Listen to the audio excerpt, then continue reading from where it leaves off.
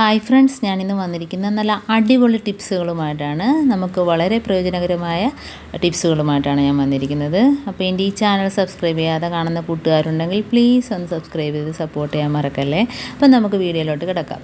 അപ്പോൾ അതിനായിട്ട് ഞാനൊരു ചൂലെടുത്തിരിക്കുകയാണ്. അപ്പം നമുക്ക് അടിച്ച് വാരാനൊക്കെ ബുദ്ധിമുട്ടും വയ്യാത്ത സമയത്തൊക്കെ നമുക്ക് ഇതേപോലെ വീട്ടിലേത് ചൂലാണ് ഉപയോഗിക്കുന്നത് ആ ചൂലെടുത്തിട്ട് ഇതേപോലെ സെല്ലോ ടോപ്പ് ഒട്ടിച്ചു കൊടുക്കുക.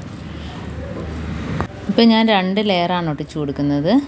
അപ്പോൾ നമുക്ക് പൊടികളൊക്കെ പെട്ടെന്ന് തന്നെ കിട്ടുകയും ചെയ്യും. അപ്പോൾ ഇതേപോലെ 2 ടേപ്പ് ഒട്ടിച്ചു കൊടുക്കുന്നുണ്ട്. അപ്പോൾ അലമാരയുടെ അടിയിലാണേലും ഇടയിലാണേലും അതേപോലെ തന്നെ നമ്മുടെ കട്ടിൻ്റെ അടിയിൽ നിന്നൊക്കെ നമുക്ക് തൂത്തെടുക്കാൻ വളരെ എളുപ്പമാണ്. കാരണം എല്ലാ പൊടികളും അതിനകത്ത് കയറി പിടിച്ചോളും. അപ്പോൾ എപ്പോഴും ഇങ്ങനെ ചെയ്യണമെന്നില്ല. നമുക്ക് വയ്യാത്ത സമയത്തൊക്കെ തൂപ്പും തുടപ്പും എല്ലാം കൂടെ നടക്കത്തില്ലല്ലോ. അപ്പോൾ ഇങ്ങനെ ചെയ്യുമ്പോൾ രണ്ടും നടക്കും. അപ്പോൾ തൂക്കുന്നതിനോടൊപ്പം പൊടികളെല്ലാം ഇതിനകത്ത് കയറുന്നതുകൊണ്ട് അപ്പോൾ ഇതേപോലെ ചെയ്താൽ നമുക്ക് വളരെ എളുപ്പത്തിൽ തന്നെ ജോലി തീരുകയും ചെയ്യും, തുടക്കുകയും വേണ്ട. അപ്പോൾ നമുക്ക് വയ്യാത്ത സമയത്തൊക്കെ ഇതേപോലെ ഒന്ന് ചെയ്ത് നോക്കുക. നല്ല ടിപ്പാണ്. ഇപ്പോൾ പൊടികളെല്ലാം അതിനകത്തോട്ട് വന്നിട്ടുണ്ട്. പ്രത്യേകിച്ച് കട്ടിൻ്റെ ഭാഗമൊക്കെ ഉളുത്തിട്ട് ഒരു സൈഡിൽ നിന്ന് അതിൻ്റെ പൊടി എറുതി അതിനകത്ത് ഫുള്ളായിട്ട് വലിച്ചെടുത്തിട്ടുണ്ട്. ഉണ്ടോ? അപ്പോൾ ഇതേപോലെ ഒന്ന് എല്ലാവരും ചെയ്ത് നോക്കുക. നല്ല അടിപൊളി ടിപ്പാണ്. അപ്പോൾ അത് അതിനകത്തുനിന്ന് നമുക്ക് ഇളക്കി കളയുകയും ചെയ്യാം.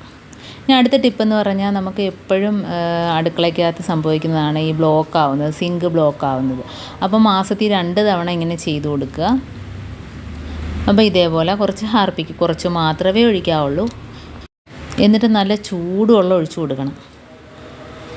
അപ്പം രാത്രി കിടക്കാൻ നേരം ഇങ്ങനെ ചെയ്യുന്നതായിരിക്കും നല്ലത്. കാരണം വാഷ് ബേസിനൊക്കെ വൃത്തിയായി ജോലിയൊക്കെ ഒതുക്കിയതിന് ശേഷം ഇതേപോലെ ഒഴിച്ചിടുന്നതാണ് നല്ലത്. അപ്പോൾ പെട്ടെന്ന് തന്നെ ബ്ലോക്ക് മാറിക്കിട്ടും. ഇപ്പോൾ അടുത്ത ടിപ്പെന്ന് പറഞ്ഞാൽ നമ്മൾ ഈ ലൈറ്ററൊക്കെ കത്തിക്കുന്ന സമയത്ത് ചില സമയത്ത് തണുത്തിരിക്കും, കത്തിക്കാൻ പാടായിരിക്കും. അപ്പോൾ അടുപ്പത്ത് എന്തെങ്കിലും വെച്ചിട്ടുണ്ടെങ്കിൽ അതിൻ്റെ സൈഡിൽ ഇങ്ങനെ വെച്ച് കൊടുത്താൽ മതി. അപ്പോൾ ചൂടായിട്ട് അത് കത്തുകയും ചെയ്യും. ഇപ്പോൾ അടുത്ത ടിപ്പെന്ന് പറഞ്ഞാൽ നമ്മൾ ചീനിയൊക്കെ പുഴുങ്ങുമ്പോഴത്തേനും ചില ചീനികൾ ഭയങ്കര കയ്പ്പായിരിക്കും. ഇപ്പോൾ കയ്പ്പ് മാറണമെങ്കിൽ ഇതേപോലെ തിളച്ച വെള്ളത്തിനകത്ത് ചീനി ഇട്ടതിന് ശേഷം അതുമാത്രമല്ല വെള്ളം തോനെ വെക്കണം.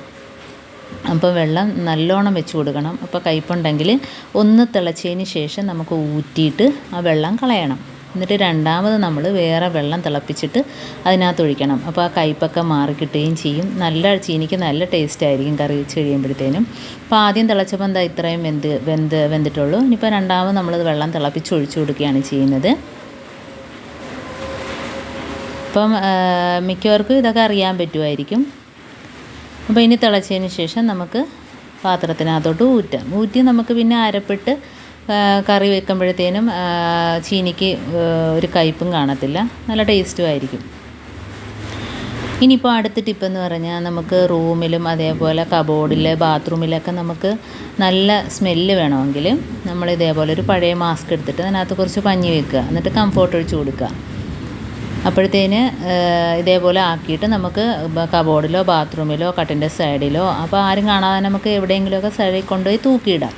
അപ്പോൾ നല്ലൊരു മണമായിരിക്കും. അതല്ല മാസ്ക് ഒരു ഭാഗം കീറിയിട്ട് അതിനകത്ത് പഞ്ഞി വെച്ച് കൊടുക്കാം. പക്ഷേ അത്രയും മണം നമുക്ക് കിട്ടത്തില്ല. ഇതാകുമ്പം പെട്ടെന്ന് നല്ല മണം കിട്ടുകയും ചെയ്യും.